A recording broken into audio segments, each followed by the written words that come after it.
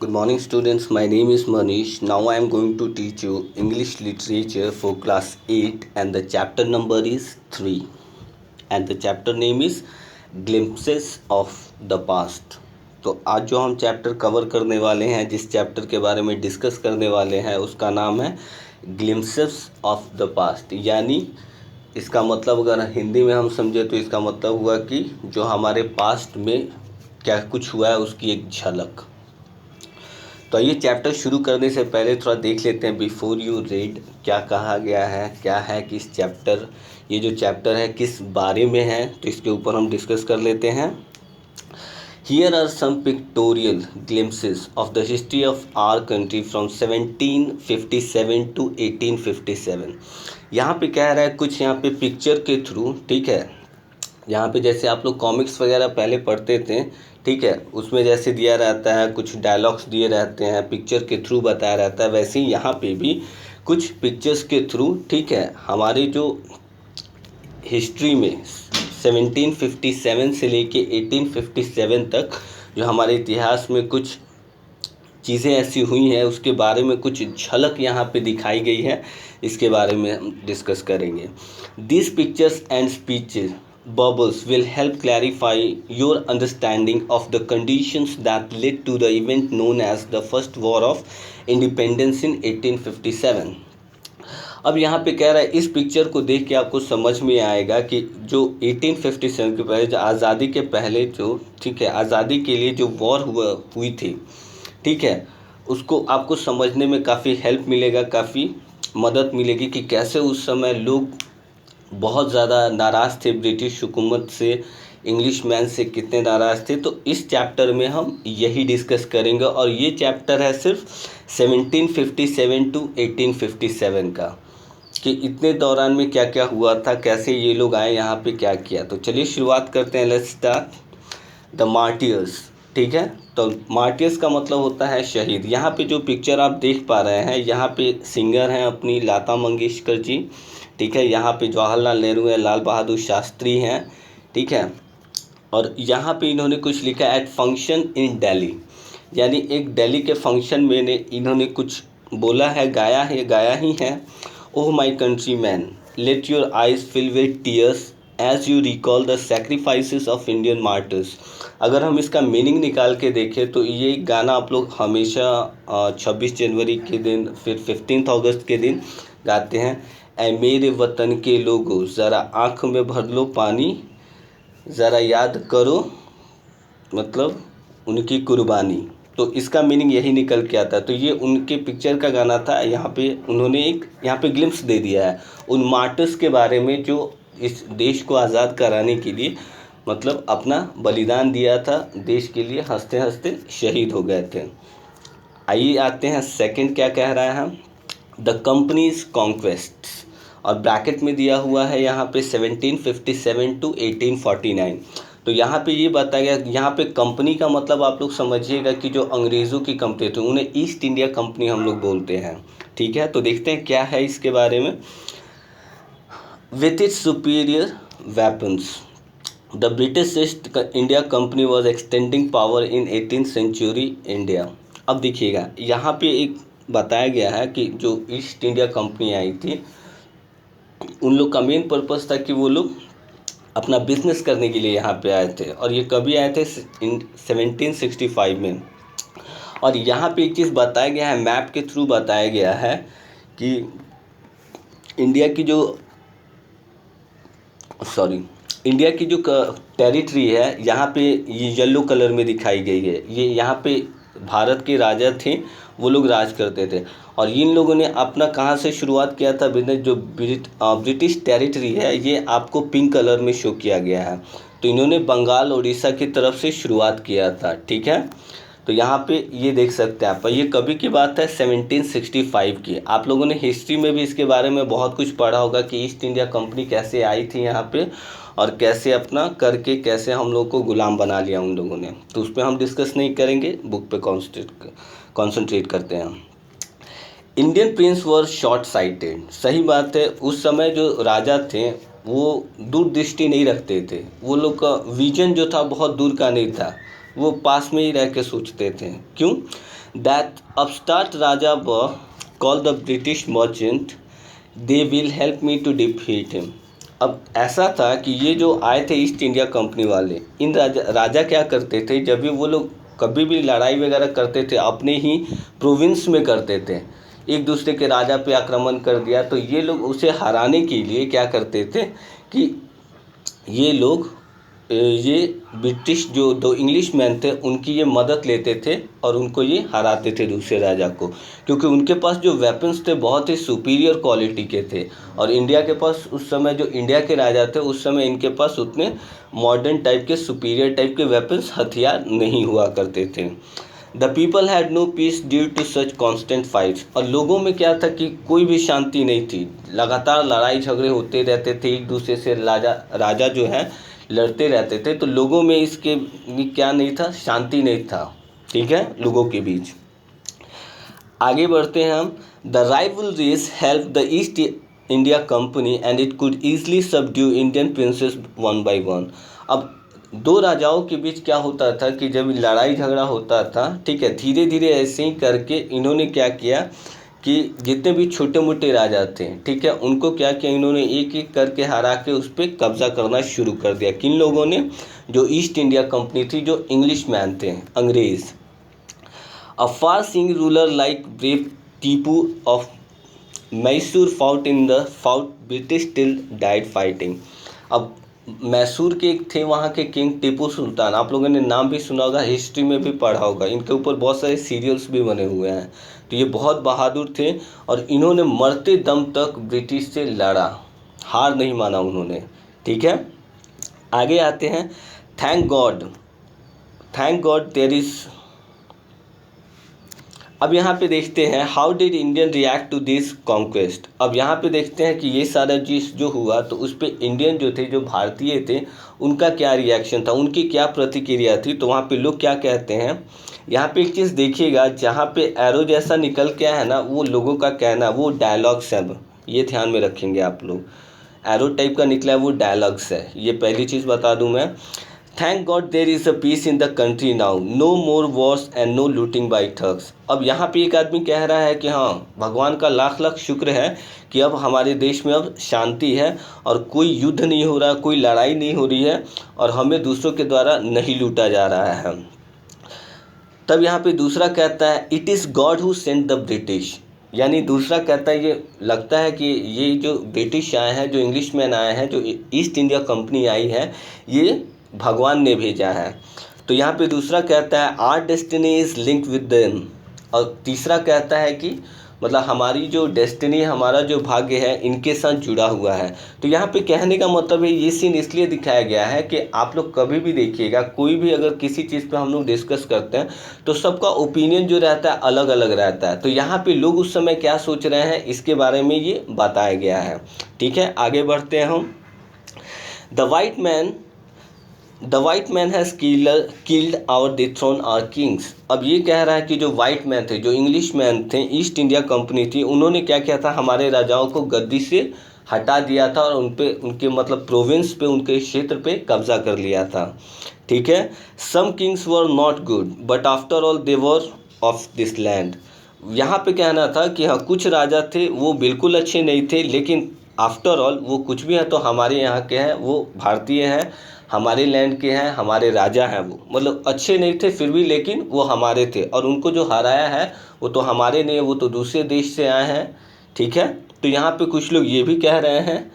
आगे बढ़ते हैं। Now we have become slaves of foreigners. अब यहाँ पे एक आदमी कह रहा है कि हाँ, हम अब क्या हो गया है कि जो विदेशी लोग हैं, जो इंग्लिश मैन हैं, अब हम उनके गुलाम हो गए हैं। नेक्स्ट देखते हैं क्या है।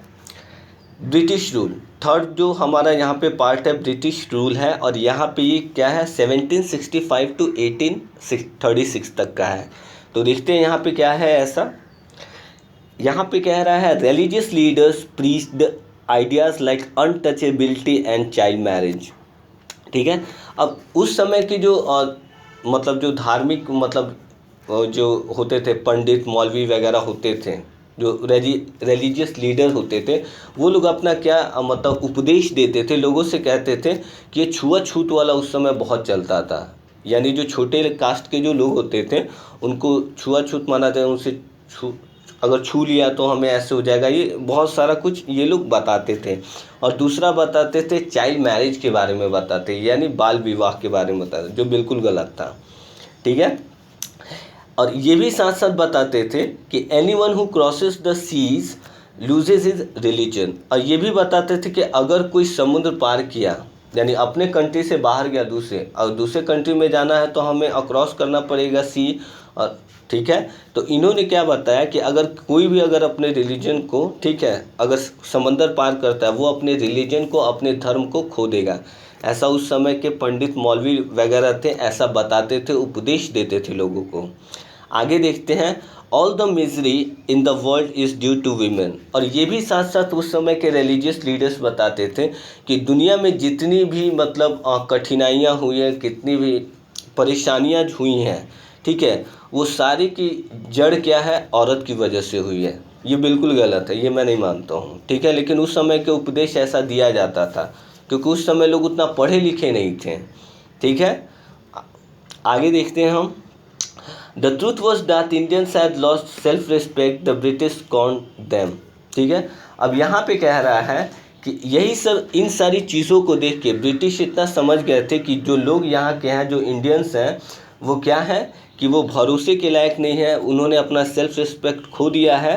ठीक है, अब वो लोग ऐसी ऐसी बातों पे, अगर मान लो कोई अछूत के बारे में बात कर रहा है, अगर चाइल्ड मैरिज के बारे में बात कर रहा है, ठीक है, और किसी भी चीज़ की जिम्मेवारी वो औरतों पे डाल रहा है, तो ये डेफिनेटली मतलब उनका कहाँ पे रिस्पेक्ट होगा, नहीं हो सकता। तो इसलिए ये सच्चाई ये थी, इसी वजह से इंडियंस को सेल्फ रिस्पेक्ट नहीं मिलती थी और ब्रिटिश जो है उनका अपमान किया करते थे हमेशा। The natives are unworthy of trust, incapable of honesty. अब यहाँ पे ब्रिटिशर्स ये भी कह रहे थे कि हाँ, जो यहाँ के नेटिव्स हैं, जो इंडियंस हैं, ठीक है, वो भरोसे के काबिल नहीं है, विश्वास के लायक नहीं है। ठीक है, उन पे भरोसा नहीं किया जा सकता, वो ईमानदार नहीं है। True your honour but I am honest. लेकिन वहीं पे देखिएगा, इस पिक्चर के थ्रू एक आदमी है, ये इंडियन है, ये कह रहा है कि सही बात है लेकिन मालिक मैं बहुत ही ईमानदार हूँ। ये पिक्चर के थ्रू आपको ज़्यादा क्लियर होगा इस डायलॉग का। ठीक है, यहाँ पे एरो भी दिया हुआ है। आगे आते हैं। Being merchants the British wanted quick profits, their heavy taxes forced farmers to abandon their fields. अब क्या हुआ था कि मेन पर्पस तो था ईस्ट इंडिया कंपनी का, वो तो मेन पर्पस था इनका बिजनेस करना। वो इंडिया में इसीलिए आए थे, बिजनेस करने के लिए आए थे। पहले दूसरी जगह से लोग आते थे, आप हिस्ट्री में पढ़े होंगे कि दूसरे देश मतलब समंदर के उधर से जो लोग आते थे, कहीं भी किसी भी जगह पूरे वर्ल्ड में कहीं भी, तो वो लोग बिजनेस के थ्रू आते थे, बिजनेस करने के लिए आते थे। लेकिन यहाँ पे इन लोगों का एक्टिविटी देख के यहाँ पे गुलाम बना लिया सब। ठीक है, आगे क्या हुआ, तो ये तो बिजनेस करने आए थे, मर्चेंट थे, व्यापारी थे, तो इनको अपना प्रॉफिट चाहिए था। यानी अगर मान लो कि मैं कोई बिजनेस करता हूँ तो मुझे उसमें प्रॉफिट होना चाहिए, तो ये सोच रहे थे कि जल्दी से प्रॉफिट कैसे हो। Their heavy taxes forced farmers to abandon their. तब इन्होंने एक रास्ता निकाला कि इन्होंने क्या किया, जो फार्मर्स थे, क्योंकि इंडिया जो था एग्रीकल्चर लैंड था, तो इन्होंने क्या किया कि जो फार्मर्स थे उनको ज़बरदस्ती क्या किया कि उनके जो मतलब फील्ड्स थे उस पर क्या किया, उन्होंने बहुत ज़्यादा टैक्स इम्पोज कर दिया, बहुत ज़्यादा टैक्स लगा दिया। ठीक है, आगे कह रहा है, but your man are taking all my crop. ठीक है, you are still on arrears, if you don't pay tax next week I will send you to jail. अब ऐसा ही नहीं था, वो लोग अत्याचार तो करते थे, ऐसा भी था कि जितना भी इतना ज़्यादा टैक्स था कि किसान अपना सारा अनाज उन्हें ही दे देता था। और यहाँ पे जो ऑफिसर्स थे ये बताते थे, तुमने अपना ये जो लगान है ये तुमने दिया नहीं है, अगर तुमने अगले हफ्ते इसका नहीं दिया तो मैं तुम्हें जेल में डाल दूँगा। आगे बढ़ते हैं हम। Still the British invented other methods which gave them more profits. ठीक है, अब यहाँ पे ब्रिटिश ने थोड़ा और दिमाग, पढ़े लिखे थे, मर्चेंट्स थे, बिजनेस माइंडेड थे, तो यहाँ पे दिमाग लगाया कि इनसे और कौन सा ऐसा उपाय, तो उन्होंने एक दिमाग लगाया कि इनसे और ज़्यादा बेनिफिट और ज़्यादा प्रॉफिट कैसे कमाया जाए। अब इन्होंने कहा कि the goods manufactured in England should not have any import duty when brought into India. तब इसने दिमाग लगाया क्या कि जो चीज़ें जो लंदन से यानी जो ब्रिटिश से आएगी उस पर इम्पोर्ट ड्यूटी नहीं लगेगा। यानी मान लीजिए हमारे कंट्री में अगर कोई सामान बाहर से आता है तो उस पर इम्पोर्ट ड्यूटी लगता है यानी टैक्स लगता है। तो उस इन्होंने क्या किया कि जो चीज़ें वहाँ से आएंगी उस पर ये टैक्स नहीं लगाएंगे। जब टैक्स नहीं लगेगा तो डेफिनेटली ये इनका सामान सस्ता बिकेगा। और आगे देखते हैं क्या किया। अ गुड आइडिया, यहाँ पे इसने एक आदमी ने कहा ये अच्छा तरीका रहेगा कि हम लोग इन्हीं से सामान खरीद के अपने यहाँ बनाएंगे और इन्हीं को ला के बेचेंगे, उस पर टैक्स भी नहीं रहेगा, सस्ता रहेगा, तो लोग यहाँ के खरीदेंगे तो हमें प्रॉफिट ज़्यादा होगा। ये लॉजिक इनके पीछे था। The East India company's law began to cripple Indian industries. अब इन लोगों ने क्या किया था कि ईस्ट इंडिया कंपनी वहाँ से जो सामान आता था उस पर जब वो टैक्स इंपोर्ट ड्यूटी नहीं लगाते थे, टैक्स इंपोज नहीं करते थे, तो सामान सस्ता हो जाता था।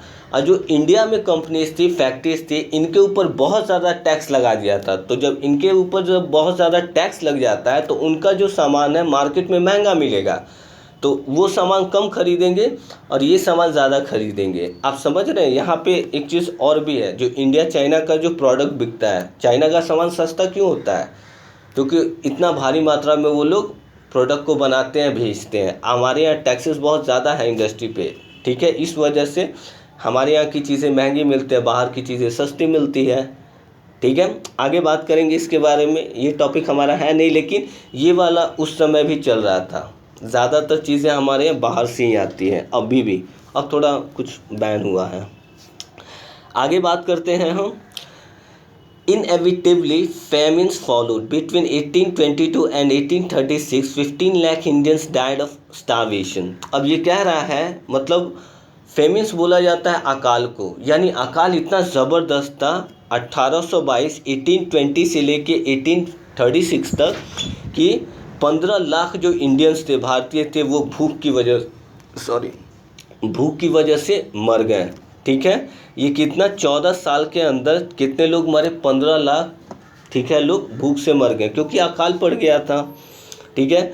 The British policies dune the expert artisans and their business. अब यहाँ पे कह रहा है जो ब्रिटिश का जो पॉलिसी था, उनका जो नीति था, वो क्या करते थे कि जो एक्सपर्ट आर्टिसन, जो कारीगर होते थे, ठीक है, और जो बिजनेस करते थे, उनको उन्होंने क्या किया था, उनका पूरा बिजनेस चौपट कर दिया था। उनके ऊपर इतने हैवी टैक्सेस लाद दिए गए थे कि वो कुछ कर भी नहीं सकते थे। आगे आते हैं नेक्स्ट पार्ट में। राम मोहन रॉय, ब्रैकेट में है 1772 to 1833, ठीक है। इसके बारे में जानेंगे ये क्या कह रहे हैं।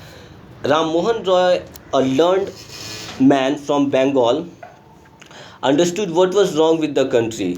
राम मोहन रॉय जो थे बहुत ही पढ़े लिखे जानकार, ठीक है, विद्वान व्यक्ति थे। और कहाँ से आते थे वो, कहाँ से बिलोंग करते थे? बंगाल से बिलोंग करते थे, ठीक है। और ये अच्छी तरीके से जानते थे कि हमारे देश में चल क्या रहा है, क्या गलत हो रहा है, ठीक है, पढ़े लिखे थे, ठीक है।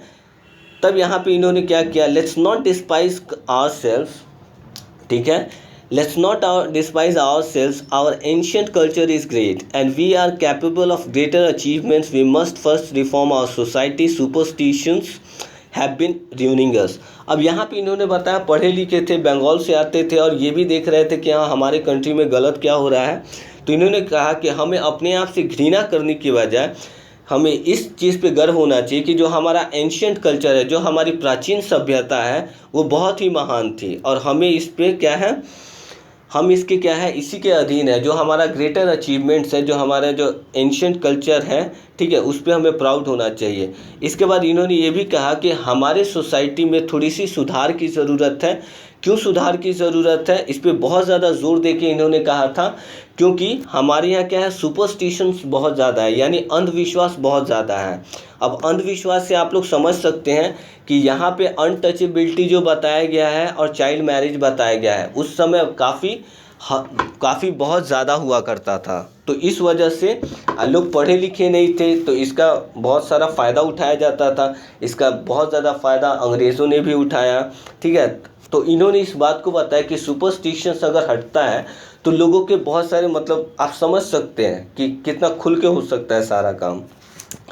आगे देखते हैं क्या है। He told his wife Uma, Ram Mohan Roy का जो उनकी वाइफ थी, उनकी वाइफ का नाम था उमा। उन्होंने बताया उन्हें, cows are of different colours but the the colour of their milk is the same, the different teachers have different opinions but the essence of every religion is the same. बहुत अच्छी बात यहाँ पे कही गई है राम मोहन रॉय के द्वारा। उन्होंने कहा कि गाय का कलर कुछ भी हो सकता है, ठीक है, लेकिन उसका दूध का जो रंग होता है वो सफ़ेद ही होता है, ठीक है। यानी कहने का मतलब था इनका कि दुनिया में हर रिलीजन के अलग अलग है, हिंदू मुस्लिम सिख ईसाई, हर रिलीजन का अलग अलग है। उनके जो टीचर्स हैं, उनके जो पंडित हैं, मौलवी हैं, ठीक है, उनके जो गुरु हैं, सब अलग अलग हैं, लेकिन उनका जो ओपिनियन, उनके रिलीजन का जो मतलब जो शिक्षा हमें मिलती है वहाँ से, कुरान से, बाइबल से, फिर हमारे गीता से जो हमें शिक्षा मिलती है वो सब में एक ही समान है। भले ही उनके टीचर्स अलग अलग हो सकते हैं, उनके प्रीचर्स अलग अलग हो सकते हैं, बट ओवरऑल उनका जो एसेंस है, जो उनका ज्ञान है, उनके जो लिखा गया है ग्रंथों में, वो सारा एक ही समान है, उसमें कुछ डिफरेंस नहीं है। आगे बात करेंगे, he was attracted by science and modern knowledge. और राजा मोहन राय पढ़े लिखे थे, तो वो क्या किस में बिलीव करते थे? साइंस में बिलीव करते थे, और जो आधुनिक नॉलेज होता था, जो मॉडर्न नॉलेज होता था, क्योंकि मान लीजिए कि अगर बहुत साल पहले की जो मतलब पढ़ाई है उसको आज इम्पोज नहीं कर सकते, क्योंकि समय के साथ हर चीज़ बदलता रहता है, ठीक है। तो इन चीज़ों में ये बहुत ज़्यादा बिलीव करते थे, मॉडर्न एजुकेशन में, ठीक है, और साइंस में ये बिलीव करते थे। Knowledge should be practical and scientific. इनका मानना था कि नॉलेज जो होना चाहिए वो प्रैक्टिकल होना चाहिए, वो दिखना चाहिए, वो प्रैक्टिकल लाइफ में यूज़ करना चाहिए उससे, और वो साइंटिफिक होना चाहिए। साइंटिफिक कहने का मतलब कि उसका कुछ लॉजिक हो। अगर हम किसी चीज़ को अगर कर रहे हैं तो उसके पीछे, वो प्रैक्टिकली कर रहे हैं तो उसके पीछे कुछ रीज़न होना चाहिए कि हम कर रहे हैं तो उसका मुझे कुछ आउटपुट मिलना चाहिए। ये बहुत ही बढ़िया बात लिखा गया है यहाँ पे, ठीक है। अगर आप पढ़ाई कर रहे हैं तो आउटपुट क्या आना चाहिए कि आप पढ़ लिख के एक अच्छे आदमी बने, अच्छे इंसान बने, तो अब उसे प्रैक्टिकल लाइफ में यूज़ करें। तो यहाँ पे इन्होंने यही चीज़ बताया, knowledge should be practical and scientific, ठीक है। आगे बढ़ते हैं हम। He started newspaper but the suspicious British stop them in 1823, ठीक है। इन्होंने क्या किया कि अपना एक न्यूज़पेपर निकाला, शुरू किया, ठीक है, लेकिन ब्रिटिश को क्या हुआ, इसके ऊपर शक हो गया, और इन्होंने न्यूज़पेपर को क्या किया, 1823 में रुकवा दिया। He crossed the seas and went to England to see what made the British powerful. There he told them, और उन्होंने क्या किया, वो पहले ऐसे आदमी थे जो समंदर पार करके गए थे, जबकि प्रीचर्स यहाँ पे जो रिलीजियस लीडर्स थे वो ये बताते थे कि अगर आप समंदर पार करके गए तो आप अपना धर्म खो देंगे, ठीक है। लेकिन ये पहले आदमी थे जो समंदर पार करके गए, और उन्होंने वो इंग्लैंड गए और वहाँ पे उन्होंने देखा कि हाँ ब्रिटिश इतना पावरफुल है कैसे, ठीक है। और फिर वहाँ पे इन्होंने ये बोला, we accept you as rulers and you must accept us as subjects, ठीक है। यहाँ पे समझना होगा हमें, यहाँ पे ये कह रहे हैं, वहाँ पे उन्होंने बताया कि हम डेफिनेटली आपको ब्रिटिशर्स को, ठीक है, ब्रिटिशर्स को इन्होंने बताया कि डेफिनेटली हम आपको अपना शासक मानते हैं और हम आपकी प्रजा हैं। सब्जेक्ट का मतलब यहाँ पे विषय नहीं होगा, सब्जेक्ट का मतलब प्रजा होगा, ठीक है। But you must remember the responsibility a ruler ओज टू हिज सब्जेक्ट। लेकिन आपको अवश्य ये समझना होगा कि जो शासक का धर्म होता है, जो जिम्मेवारी होती है अपने प्रजा के लिए, यानी जो राजा होता है वो अपने प्रजा के बारे में सोचता है। यही चीज़ें उन्होंने जाके इंग्लैंड में इस चीज़ को बताया उन्होंने। आगे देखते हैं फिर ऑपरेशन, ठीक है। ऑपरेशन यानी अत्याचार किस लेवल पे हुए इसके बारे में बात करेंगे, जो कब से कब तक का था, 1765 से लेके 1835 तक का। But the British continued to oppress Indian. In 1818, they had passed Regulation 3rd under it, and India could be jailed without trial in a court. अब उस समय उन्होंने एक रूल बना दिया, ठीक है। एक रूल क्या बना दिया, ठीक है, इंडियंस को ऑप्रेस करने के लिए, अत्याचार करने के लिए, दबाने के लिए, तो उन्होंने एक रेगुलेशन 3 बनाया, ठीक है। उसमें क्या था कि किसी भी इंडियन को गिरफ्तार किया जा सकता है और उसे जेल में डाला जा सकता है विदाउट एनी ट्रायल कोर्ट, यानी कोर्ट, उसको कोर्ट में जाके ट्रायल मतलब एक होता है ना क्या, तारीख पे जाना, वहाँ पे सुनवाई होना, ऐसा कुछ नहीं होगा, उसको बिना पूछे ही ले जाके जेल में डाल देना, ऐसा उन्होंने रेगुलेशन पास कर दिया था। आगे कह रहा है, all the time British officers in India Drew big salaries and also made fortunes in private business, ठीक है। अब यहाँ पे कह रहा है कि जितने भी ब्रिटिश अफसर्स थे उनकी जो सैलरी थी बहुत ज़्यादा थी, बहुत ज़्यादा सैलरी लेते थे वो लोग, ठीक है। और उनका क्या था कि बहुत अच्छा ये भी था कि उनका जो प्राइवेट बिजनेस था वो भी चल रहा था बहुत अच्छे से, ठीक है, अपना प्राइवेट बिजनेस भी वो अच्छे से चला रहे थे। आगे देखते हैं, by 1829 British was exporting British goods worth 7 crore rupees to India, ठीक है। अब इन लोगों ने पहले ही बना लिया था कि हाँ हम लोग का इंग्लैंड का सामान विदाउट इम्पोर्ट ड्यूटी लाएंगे, कहाँ पे, इंडिया में लाएंगे और यहाँ के लोगों को बेचेंगे तो ज़्यादा हमें, तो इन्होंने 7 करोड़ का उस समय, ये 1765 में 7 करोड़ की बहुत वैल्यू थी, तो इतना पैसा उन्होंने बनाया था, ठीक है। और इंडियन को बेच के, इंडियन को अपनी चीज़ें बेच के इतना पैसा बनाया था। ये बेनिफिट, ये दिमाग लगाते थे, बिजनेस माइंडेड थे। Governor general Bentinck reported back home, ठीक है। अब यहाँ पे बता रहा है, the bones of cotton weavers are bleaching the plains of India. अब देखिए होता क्या था कि जो कॉटन्स अपने यहाँ से कपास की खेती उस समय बहुत ज़्यादा कराते थे, यहाँ से कॉटन ले जाते थे और वो ब्रिटिश मतलब इंग्लैंड ले जाके वहाँ से उससे कपड़े बना के फिर इंडिया ला के उसको बेचते थे, तो ज़्यादा मुनाफा होता था। यही काम इन्होंने किया था। ये सबसे बड़ा इनका बिजनेस हुआ करता था, कपास का बिजनेस सबसे बड़ा बिजनेस हुआ करता था ईस्ट कंपनी का उस समय। The British prospered on the company's loot while Indian industries began to die। अब यहाँ पे था कि ब्रिटिश कंपनी जो थी इस वजह से बहुत बढ़ रही थी, क्योंकि उनका जो इंग्लैंड से सामान आता था उस पर कोई इम्पोर्ट ड्यूटी नहीं लगती थी, टैक्सेस नहीं लगते थे, तो उनका जो बिज़नेस था बहुत ही समृद्ध हो रहा था, प्रॉस्पर हो रहा था। लेकिन वहीं पे जो हमारी इंडस्ट्री थी, इंडियन इंडस्ट्री थी, वो ख़त्म होने के कगार पे आ गई थी, क्योंकि उनके ऊपर इतना ज़्यादा टैक्स हो जाते थे कि मतलब वो लोग मार्केट में अपना सामान बेच नहीं पाते थे। जब आपको मार्केट में आप सामान आपका नहीं बिकेगा तो डेफिनेटली आप लॉस में चलेंगे, तो इस वजह से इंडियन इंडस्ट्री जो थी वो ख़त्म हो रही थी। आगे देखते हैं, डिससैटिस्फैक्शन, ठीक है, 1835 to 56। अब लोगों में क्या हुआ कि असंतुष्टि बढ़ने लगी, ठीक है। जब इतना सारा कुछ होने लगा तो लोगों में क्या हुआ कि कुछ डिससैटिस्फैक्शन होने लगा, असंतुष्टि बढ़ने लगी। Education in India was in Persian and Sanskrit, ठीक है। एजुकेशन जो इंडिया में उस समय चलती थी, उस समय पर्शियन लैंग्वेज में चलती थी, ठीक है, और संस्कृत लैंग्वेज में चलती थी। In 1835 a English man named Macaulay suggested a change. और उस समय एक इंग्लिश मैन थे जिनका नाम था मैकॉली, उन्होंने कहा कि उन्होंने एक अपना सजेशन दिया, एक सुझाव दिया कि इसमें कुछ चेंजेस होने चाहिए, कुछ बदलाव होने चाहिए, ठीक है। उन्होंने क्या बताया, we should teach the natives through the English language. उन्होंने बताया कि यहाँ के जो इंडियंस हैं हम उनको उनकी लैंग्वेज में नहीं पढ़ाएंगे, पर्शियन लैंग्वेज में नहीं पढ़ाएंगे, इंग्लिश लैंग्वेज में नहीं, पर्शियन लैंग्वेज में नहीं पढ़ाएंगे, संस्कृत लैंग्वेज में नहीं पढ़ाएंगे, हम उनको किस लैंग्वेज, अपनी लैंग्वेज में पढ़ाएंगे, यानी इंग्लिश लैंग्वेज में पढ़ाएंगे। इसके पीछे कुछ पर्पस था, ठीक है, मैं आगे डिस्कस करूँगा। यहाँ पे जो थे, यहाँ पे एक और बैठे हुए हैं, उन्होंने कहा यस आई एग्री, मैं सहमत हूँ इस बात से कि हाँ उनका जो मतलब टेक्स्ट होता है उनको हम लोग संस्कृत में ना रख के, पर्शियन में ना रख के इंग्लिश में रखेंगे उनका टेक्स्ट, ठीक है। English education produced clerks to whom the British gave PT jobs under them. Incidentally, it is also produced a new generation of intellectuals. अब यहाँ पे बताया जा रहा था कि जो इंग्लिश की एजुकेशन होगी वहाँ पे, ठीक है, तो उन्होंने वहाँ पे क्या किया कि जो क्लर्क्स टाइप का जॉब होता है, जो सी ग्रेड का जॉब होता है क्लर्क्स का, उसको क्या करेंगे, उन लोगों को देंगे, और ठीक है, इसके बाद उन्हीं के अंदर हम लोग उनसे ये सारा काम करवाएंगे, और आगे चल के इसी तरफ चीज़ों से जो चीज़ें होंगी वो काफ़ी थोड़ा सा सुलझी हुई होंगी। क्योंकि कहने का मतलब इनका पर्पस ये था कि अगर मान लो कि इंग्लिश एजुकेशन वो लोग इम्पोज कर रहे थे, तो जितना वो इंग्लिश चीज़ें उनको यूज़ करने की आदत डालेंगे धीरे धीरे, और इनका जो बिज़नेस होगा और ज़्यादा बढ़ता जाएगा, तो पर्पस इनका यही था। और उससे इनको मतलब था ही नहीं कि वो लोग पढ़े चाहे नहीं पढ़े, करना क्या था इन्हें कि इनको इंग्लिश चीज़ों की आदत डालनी थी, यानी इंग्लिश चीज़ें को तौर तरीके जो बिहेवियरल चेंज होता है उसको इनको आदत डालना था, बस यही उनका पर्पस हुआ था उस समय। पढ़े लिखे इससे उनको कोई मतलब नहीं रहता था।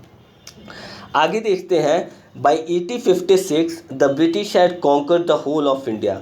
अब यहाँ पे देखेंगे कि हम लोगों ने शुरुआत में देखा था कि शुरुआत में सिर्फ बंगाल और उड़ीसा में ही इन लोगों ने कब्ज़ा किया था। लेकिन धीरे धीरे ये आपका 1765 में था, और फिर यहाँ पे 1856 में इन्होंने लगभग, देखेंगे यहाँ पे जो ये पिंक कलर दिख रहा है कितना भर गया है, यहाँ पे कितना दूर इन्होंने कब्ज़ा कर लिया। और ये जो येलो वाला दिख रहा है जो स्टेट्स है, ये यहाँ पे इंडियंस का कब्ज़ा था बस, नहीं तो लगभग जगह इन्होंने अपना कर ही लिया था। इस मैप के थ्रू आप समझ सकते हैं। आगे कह रहा है they care little about the need of Indians. और ये क्या था कि वो लोग जानते थे क्योंकि इंडिया की पॉपुलेशन ज़्यादा थी, ठीक है। दूसरा ये भी चीज़ था कि वो लोग जानते थे कि भारत जो इंडियंस हैं, जो नेटिव्स हैं, उनकी ज़रूरत क्या है। Our kings have become puppets, ठीक है, and we have lost our old jobs.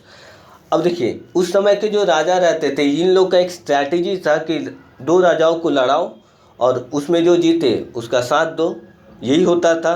तो राजा जो होते थे उस समय ब्रिटिशर्स के पॉपेट्स हो गए थे, कठपुतली हो गए थे। एंड लैंड्स, और उनके लैंड्स भी थे, बहुत ज़्यादा ले लिए थे उन्होंने। They are converting our brothers, वो लोग क्या करते थे, हिंदू मुसलमानों को कन्वर्ट करते थे दूसरे रिलीजन में, यानी ईसाई बनाना चाहते थे, ठीक है। ये काम भी वो लोग करते थे बहुत अच्छे से।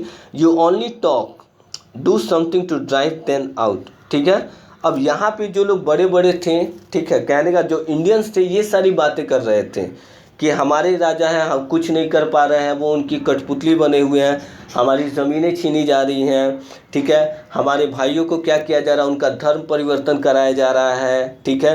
साथ ही साथ इन्होंने बताया, ये डिसाइड किया उन्होंने कि हमें ये ईस्ट इंडिया कंपनी को उखाड़ के फेंकना पड़ेगा। चलिए आगे बात करते हैं। द स्पार्क्स, ठीक है, taxes continued to ruin the peasants. In Bengal, the Santals, who had lost their lands under new land rules, became desperate. In 1855, they rose in rebellion and massacred Europeans and their supporters alike. ठीक है, अब यहाँ पे देखिए क्या हुआ, इतने ज़्यादा टैक्सेस इम्पोज कर दिए गए थे कि वहाँ के जो किसान थे, ठीक है, वो पूरी तरीके से बर्बाद हो चुके थे। और साथ ही साथ बंगाल में और संथाल में क्या हुआ था, जिन्होंने अपना ज़मीन खो दिया था, ठीक है, उस एक नया रूल ला दिया था, एक नया ब्रिटिश ने क्या किया था, एक नया लैंड रूल ला दिया था, ठीक है, ज़मीन के ऊपर नया नियम लगा दिया था, जिसकी वजह से बंगाल में और संथाल में उनकी जो ज़मीन थी वो क्या थी कि वो सब वो खो चुके थे। उसके उस रूल के तहत इतने ज़्यादा टैक्स होने के बाद वो पे नहीं कर पाते थे, अब उनको गिरवी रख के पैसा लेना पड़ता था। तो जब वो पैसा नहीं रिटर्न कर पाते थे तो अपना जो लैंड होता था वो उनका चला जाता था ब्रिटिश के पास। तो ऐसे तो उन्होंने क्या किया कि 1855 में इन लोगों के खिलाफ विद्रोह छेड़ा, और उस विद्रोह में दंगे हुए, फसादे, लड़ाइयाँ हुई बहुत सारी, ठीक है। आगे देखते हैं क्या होता है। Discontent was brewing in the East India company's army too. अब क्या था, असंतुष्ट जो था, ठीक है, इंडियन आर्मी कंपनी का भी बढ़ रहा था, बहुत ज़्यादा एकदम तूफान पे था। The white soldier gets huge pay mansions to live in servants, ठीक है। अब जो वाइट सोल्जर्स थे उनको क्या था कि बहुत सारा मतलब पैसा मिलता था रहने के लिए, ठीक है। While we get a pittance and slow promotions, ऐसा था कि उस समय जो सोल्जर्स थे, तो जो ब्रिटिश के भी सोल्जर्स थे, ठीक है, हमारे भी सोल्जर्स उनके लिए लड़ते थे। ऐसा नहीं था कि वो लोग सिर्फ इंडिया में ही हमारे सोल्जर्स का यूज़ करते थे, ऐसा था कि वो लोग यूरोपियन जाकर उस कंट्री में भी, दूसरे देशों में भी लड़ाइयों के लिए ले जाते थे। लेकिन वहीं पे जो ब्रिटिश सोल्जर्स थे उनको बहुत अच्छी फैसिलिटीज़ मिलती थी, और जो हमारे सोल्जर्स थे जो बाहर जाके उनके लिए लड़ते थे उनको बहुत ही क्या है कि मतलब प्रमोशन भी बहुत कम मिलता था, धीरे मिलता था, ठीक है। और वहाँ पे मतलब कहने का मतलब है ना, इक्वलिटी थी, मतलब असमानता था, एकदम इनइक्वलिटी थी, ठीक है, कि ब्रिटिश को अलग फैसिलिटीज़ है, इंडियंस को अलग है उस समय। सॉरी। आगे कह रहा है ये, द अंग्रेज asked us to cross the sea which is against our religion, who is the टोपी वाला, to abolish our age old customs. अब यहाँ पे कह रहा है अंग्रेज हमें कहते थे कि हमें समंदर के उस पार जाना होगा लड़ाई करने के लिए, जबकि हमारे जो प्रीचर्स थे, जो पंडित मौलाना थे, ये कहते थे कि समंदर के पास नहीं जाना है, इससे हमारा धर्म जो है भ्रष्ट हो जाएगा, ठीक है। आगे कह रहा है, थाउजेंड्स ऑफ अदर सिपाहीज revolted, they were stripped of their uniforms. बहुत सारे सिपाही थे वो क्या हुए कि हाँ विद्रोह किए, ठीक है, और उन्होंने अपना एक मतलब क्या किया कि यूनिफॉर्म बनाया, ठीक है। Sepoy Mangal Pandey attacked the adjustment of his regiment and was executed. अब मंगल पांडे के बारे में आप लोगों ने सुना होगा, ठीक है। उन्होंने क्या किया, आक्रमण किया, ठीक है। उसके बाद उनको मतलब पकड़ के क्या किया गया, उनको फांसी पे लटका दिया गया। Few Englishmen had cared to understand Indian customs or the people's mind। लेकिन बहुत ही ऐसे कम अंग्रेज थे, बहुत ही कम इंग्लिशमैन थे जो इंडियन कस्टम्स को समझते थे। हर किसी का रिलीजन होता है, हर किसी का रिवाज होता है, रीति रिवाज होता है, और उसकी रिस्पेक्ट करना हमारी रिस्पॉन्सिबिलिटी है। तो वहाँ पे कुछ ऐसे भी फ्यू इंग्लिशमैन थे, कुछ अंग्रेज थे जो इंडियन कस्टम्स को मानते थे कि नहीं ये इनका धर्म है, जैसे हमारा धर्म है वैसे ये इनका भी धर्म है, ठीक है। आगे देखते हैं what the white man has deceived us to. और यहाँ पे कुछ लोगों का ये भी कहना था कि हाँ, कि कुछ लोगों ने हमें, आगे क्या हुआ, ये कस्टम्स को के ऊपर क्यों ऐसे चर्चा हुई। O proud Brahmin soldiers, do you know that the grease on the bullet you have to bite is made from the fat of cows and pigs. अब यहाँ पे क्या हुआ, what the white man has deceived us to. अब यहाँ पे एक ब्राह्मण है, वो बता रहे हैं कि जो सिपाही वगैरह उनके लिए काम करते थे, ठीक है, ब्रिटिश के लिए काम करते थे, तो वहाँ पे जो बंदूक उनको दिया गया था तो उसमें जो गोली डाली जाती थी, तो उस समय की जो बुलेट्स आते थे उसमें से पहले उसमें लेदर का कुछ लगा रहता था, तो उसको खींच के हटाना पड़ता था, फिर आपको मतलब गन में डाल के फिर गोली चलानी रहती थी। तो वो जो लेदर निकालते थे ना, तो यहाँ पे एक ब्राह्मण ने बताया कि ये जो आप लोग लेदर मुंह से निकालते हो ना, इसमें गाय का चमड़ा और सुअर की चमड़ी मिली हुई है। तो यहाँ पे बोला ये तो धर्म के खिलाफ है, क्योंकि हिंदू लोग तो गाय की पूजा करते हैं, मुसलमान पिग्स से हेट करते हैं, और उसको मुंह से हम लोग खींच रहे हैं, तो ये बहुत ही इनको बुरा लगा। आगे देखते हैं क्या हुआ। सून chapatis were sent from village to tell the people that their emperor would want their services. Yes, all my village men will be ready। अब क्या हुआ, धीरे धीरे जो विद्रोह खड़ा हुआ। अब यहाँ पे एक चीज़ ये समझने वाली है कि चपाती जो है घर घर कैसे दी जाती थी। उस समय तो ऐसा था कि ढिंडोरा पीट के आप वहाँ पे नहीं बता सकते थे कि हाँ राजा ने बुलाया है, विद्रोह करना है अंग्रेज़ों के खिलाफ, ऐसे नहीं। तो उस समय क्या होता था, घर घर एक चपाती होती थी, उस पर कुछ ना कुछ मैसेज आता था, जो आदमी लेके जाता था वो राजा का संदेश लेके जाता था और बोलता था कि हमें तैयार रहना है, अंग्रेज़ों के खिलाफ लड़ाई लड़नी है। ऐसे टाइप से ये चीज़ शुरू हुआ था। Similarly lotus flowers circulated among Indian soldiers, ठीक है। और उस समय भारतीय जो थे, जो लोटस था मतलब कमल का फूल था, भारतीय सैनिकों के बीच सर्कुलेट कर दिया गया, बांट दिया गया। The masses gave all help the shelter to the patriots. और ये सारा इतना चला कि जितने भी पैट्रियट्स थे सब एक साथ आए वहाँ पे। अब रिवोल्ट देखते हैं, ठीक है, 1857 का रिवोल्ट यहाँ पे कह रहा है then there was a violent outbreak at Meerut. अब मेरठ में क्या हुआ कि वहाँ पे एक हिंसा छिड़ गई। क्या था, the sepoys march to Delhi. Sepoy का मतलब यहाँ पे सिपाही समझेंगे आप लोग, ठीक है। March eight Delhi to Delhi, वहाँ के जो सिपोय थे कहाँ, दिल्ली की तरफ बढ़े।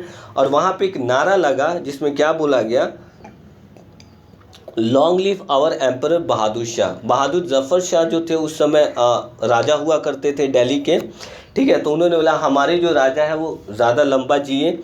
द रिबेलियन स्प्रेड वाइडर, ठीक है, जो रिबेलियन विद्रोह थे और ज़्यादा बढ़ने लगे। Many land lords had lost their lands because of the British policies and they were sore, ठीक है। यहाँ पे बताया जा रहा है कि बहुत सारे जो लैंड लॉर्ड्स थे, जो ज़मींदार थे, उन्होंने अपनी ज़मीन क्या की कि उन्होंने खो दी, ठीक है। किस वजह से खो दी, क्योंकि ब्रिटिश का ऐसा पॉलिसीज था, उसकी ऐसी नीतियाँ थी जिसकी वजह से बहुत सारे बड़े बड़े ज़मींदार जो थे उन्होंने अपनी ज़मीनें खो दी।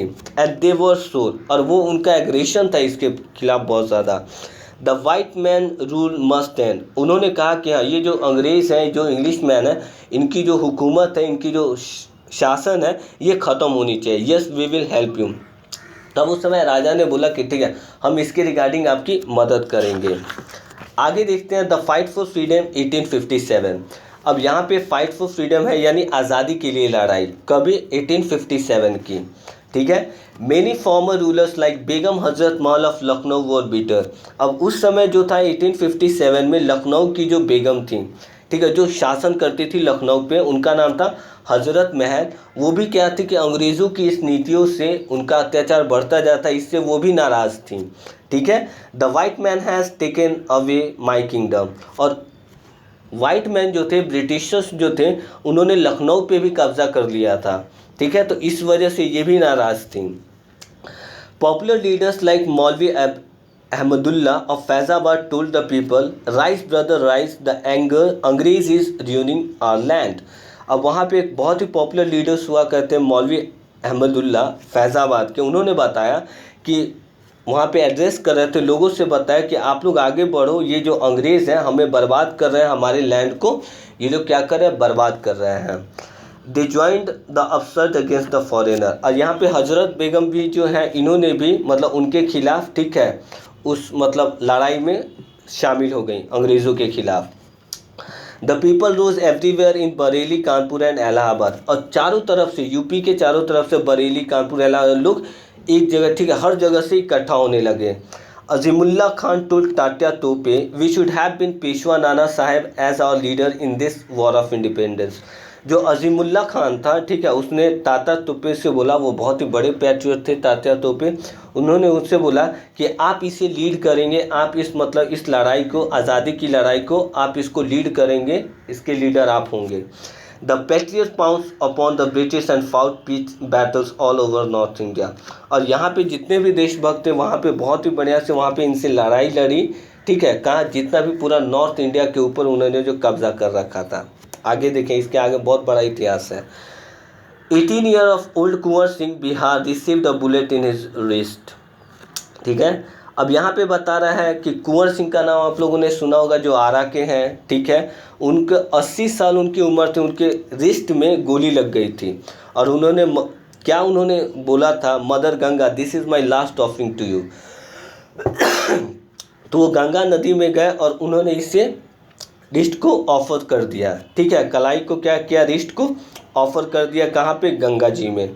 ठीक है, तो ये सारा जो था हमारा मतलब फ्रीडम फाइटर्स कैसे थे उस समय के, इसके बारे में ये थी।